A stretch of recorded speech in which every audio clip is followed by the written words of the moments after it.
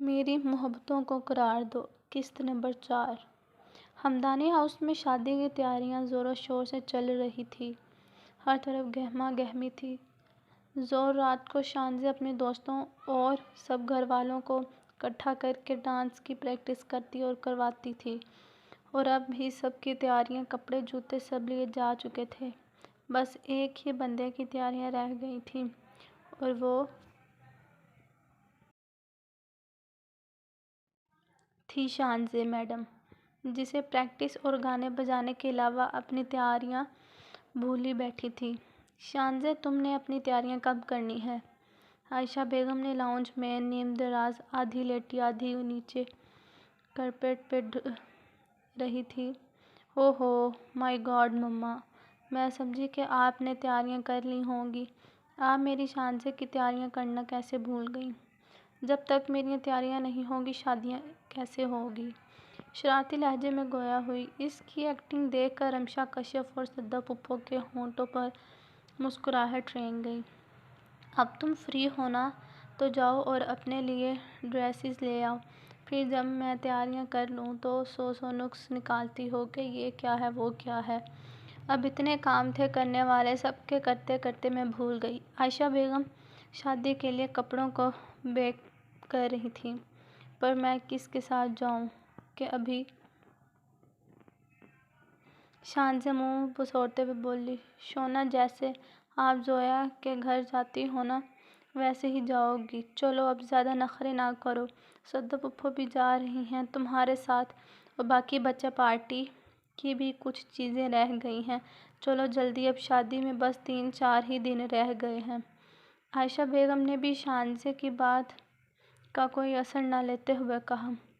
اللہ اللہ، مطلب سب کی شاپنگ ہو گئی؟ رات کو آپ کے خواب میں پاپا آپ کو ڈرانے آئیں گے، شانزے نے بھرپور ریکارڈ لگاتے ہوئے عائشہ بیگم کو آنکھ مارتے کہا، کیونکہ جب بھی شانزے عائشہ بیگم کو تنگ کرتی تھی، عائشہ بیگم چڑھتی تھی۔ شانزے کی اس بات سے پھر منسوخ غصے سے شانزے کو گھورا۔ کتنی بڑی ڈرامے باز ہو گئی ہو شانزے، بہت شریر نہیں ہو گئی زیادہ؟ سدا پھوپھو نے شانزے کا کان پکڑتے ہوئے کہا۔ ارے پھوپھو، سمجھا کریں نا، چلیں اب دیر ہو جائے گی، پھر میری تیاریاں رہ گئیں تو شادی کی ڈیٹ نہ کینسل ہو جائے۔ شانزے سدا پھوپھو سے اپنا کان چھڑواتے شرارت سے انہیں آنکھ مارتے بھاگ گئی تو پیچھے سب ہی ہنس دیے۔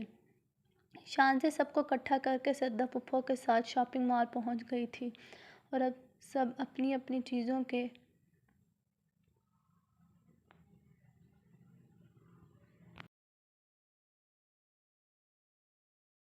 لیے فکر مند تھے۔ سب کو اپنی اپنی تیاری کی پڑی تھی، اور ان میں بس ایک ہی بندی ایسی تھی جسے کوئی فکر نہیں رہتی، اور وہ ایسے ان کے ساتھ گھوم رہی تھی کہ جیسے وہ اپنی تیاریوں کے لیے نہیں آئی، ان کی تیاریوں کے لیے آئی ہو۔ چلو شانزے، اس شاپ میں چلیں۔ سدا پھوپھو نے شانزے کا ہاتھ پکڑتے ایک بڑی سی شاپ میں داخل ہوئیں۔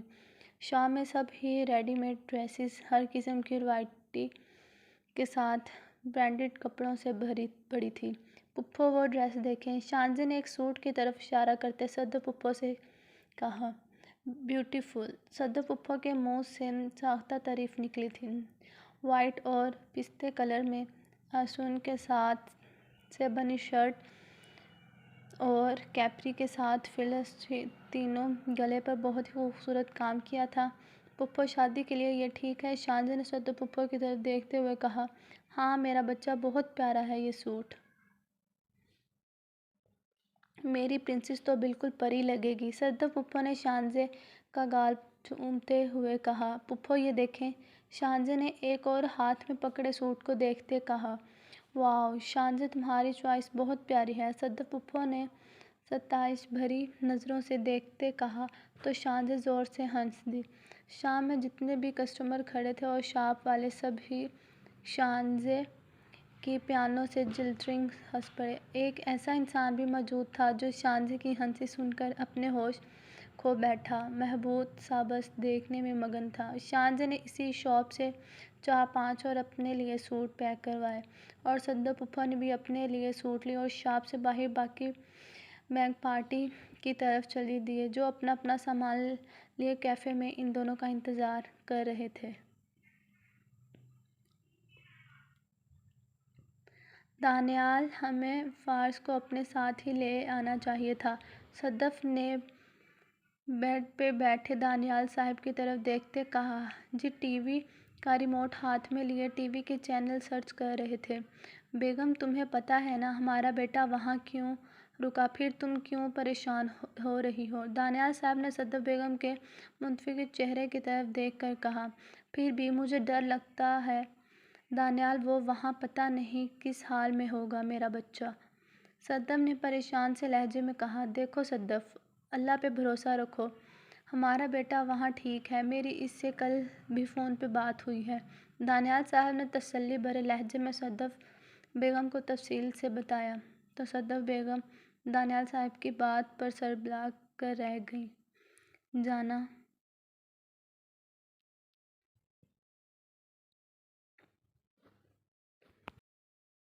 میری ہنسی، میری خوشی، میری مسکان ہو تم، سنو میرا سکون، میری چین، میری جان ہو تم۔ غازی صوفے پر اپنے دونوں پاؤں پھیلائے نیم دراز ہاتھ میں پکڑے تصویر دیکھ کر گنگنا رہا تھا۔ تمہیں دیکھتا ہوں تو اپنے ہوش گنوا بیٹھتا ہوں، تمہیں سوچتا ہوں تو سینے میں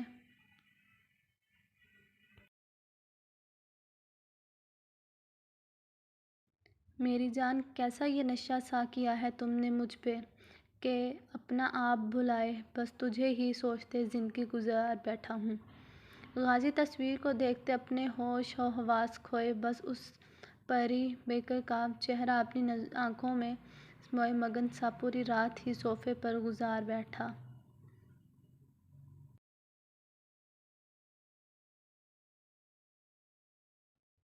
سب ہمدانی ہاؤس آ گئے تھے۔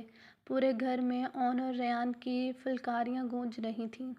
دونوں ابھی 3 سال کے تھے۔ اچھا کیا اسد بیٹا تم لوگ جلدی آ گئے، میرے تو ناک میں دم کر رہا تھا۔ شانزے نے کہ نمرا آپی اور بچے کب آئیں گے؟ کشف بیگم نے اون اور ریان کو لاؤنج میں ہادی کے ساتھ کھیلتے دیکھ کر کہا۔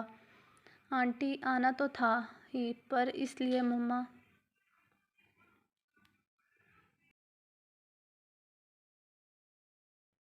ہیں، اسد نے مسکراتے ہوئے جواب دیا۔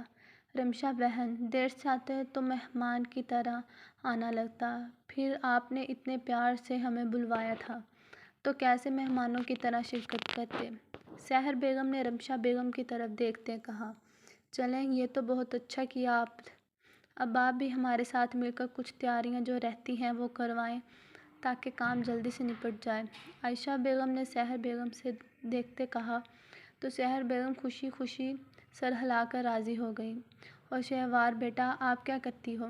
صدف پھپھو نے خوبصورت سے شہوار کو دیکھتے پوچھا۔ شہوار نے سبز اور سیاہ رنگ کے شرٹ اور لائننگ ٹراؤزر پہنے، دوپٹہ گلے میں ڈالے سادگی سے تیار ہوئی بہت پیاری لگ رہی تھیں۔ شہوار شانزے سے 2-3 سال بڑی تھی۔ شانزے ابھی 17 سال کی تھی اور اتنی ذہین تھی کہ 3-4 سال کی عمر میں ہی پڑھنے شروع ہو گئی تھی۔